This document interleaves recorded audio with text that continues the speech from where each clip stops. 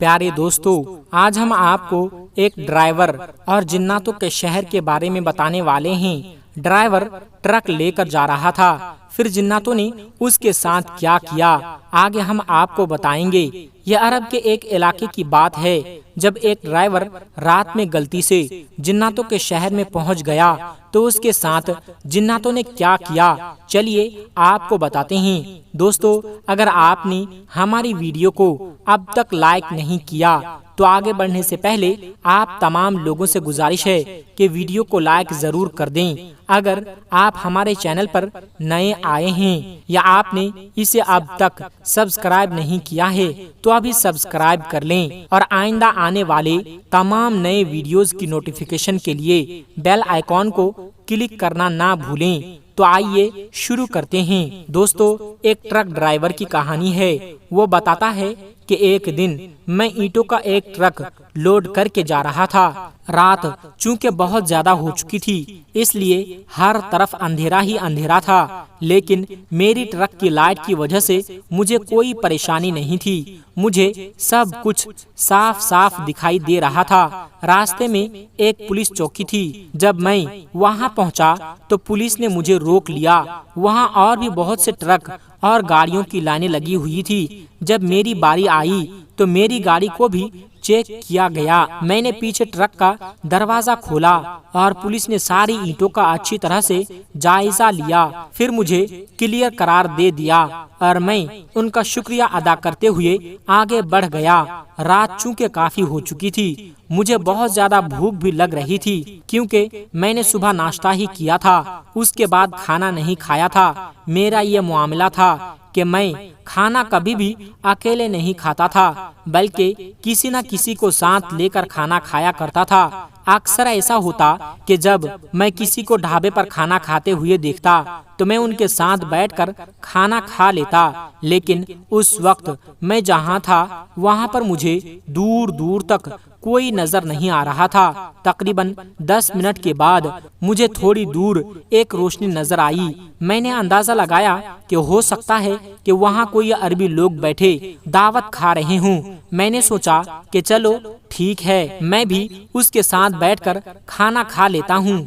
मैं हमेशा अपना खाना अपने साथ में लेकर चलता था। मैं अपना ट्रक रोशनी के करीब ले गया। वहां जाकर देखा तो लोगों का एक गिरोह बैठा हुआ था। मैंने ट्रक एक तरफ रोका और नीचे उतरकर उनके करीब चला गया। मैंने सलाम किया। उन सब ने गर्दन उठाकर मेरी तरफ देखा। न जाने क्यों मुझे थोड़ा सा डर लग रहा था। वो लोग बारी बारी उठे और मुझे गले लगाया। उनमें से एक ने जब मुझे गले लगाया तो मुझे यूं महसूस हुआ जैसे वो मुझे सूंघ रहा हो, और फिर उसने धीरे से पूछा, क्या तुमने कोई खुशबू लगाई है? मैंने कहा नहीं, मैंने कोई खुशबू नहीं लगाई। ये सुनकर वो मुस्कुरा दिया और अपने साथ बैठा लिया। मैंने उन सब को गौर से देखा। उनकी हालत बहुत खराब थी, जैसे उन्होंने बहुत दिन से कुछ भी खाया पिया ना हो। बाल बिखरे थे, आंखों के नीचे बड़े बड़े हल्के, और जिस्म बहुत ज्यादा दुबला पतला सा था। उनमें से कुछ के हाथ तक कांप रहे थे।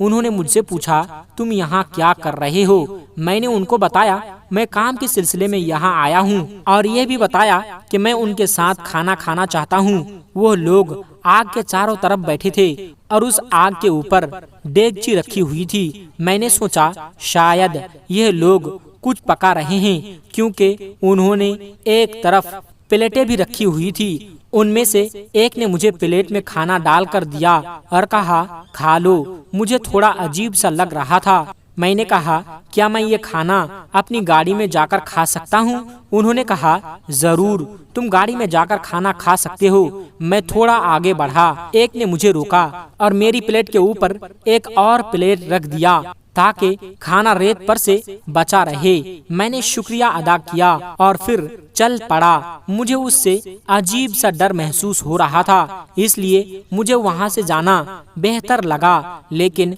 मुझे अपनी सोच पर भी अफसोस हो रहा था। वह सब इतने अच्छे से मिले, मुझे खाना भी दिया। मुझे उनके बारे में उल्टा सीधा नहीं सोचना चाहिए। इसी सोच में गुम अपनी गाड़ी तक वापस पहुँचा। उसके अंदर जाकर बैठ गया। मैंने कोल्ड ड्रिंक निकाली और जैसे ही खाने की प्लेट हटाई तो एक बहुत गंदी बदबू आई। मैंने प्लेट में देखा तो खाने की जगह अजीब किस्म का गंध था। मैंने फौरन प्लेट बाहर फेंकी। मुझे उन लोगों की बात पर बहुत ज्यादा गुस्सा आया कि भला यह क्या तरीका है, किसी की बेइज्जती क्या ऐसे की जाती है? खाना नहीं खिलाना था, ना खिलाते। इस तरह का बेहुदा मजाक करने का आखिर क्या मकसद है? ये सोचकर मैं उन लोगों को सुनाने के लिए ट्रक से नीचे उतरा। जब उस जगह गया वहाँ कुछ भी नहीं था, हर तरफ अंधेरा ही अंधेरा था। पता नहीं वो लोग कहाँ गायब हो गए। मैंने अपनी टॉर्च जलाई, लेकिन सन्नाटे के अलावा दूर दूर तक कुछ भी नजर नहीं आ रहा था। इतने में अचानक मुझे जोर जोर से हंसने की आवाजें आने लगी और किसी ने मुझे धक्का दिया और फिर मैं मुंह के बल जमीन पर गिर गया, लेकिन मुझे वहाँ कोई भी नजर नहीं आ रहा था। मैंने सोचा यह सब क्या हो रहा है, आखिर वो लोग कौन थे? फिर मुझे याद आया कि वह आदमी मुझसे पूछ रहा था कि मैंने खुशबू तो नहीं लगाई।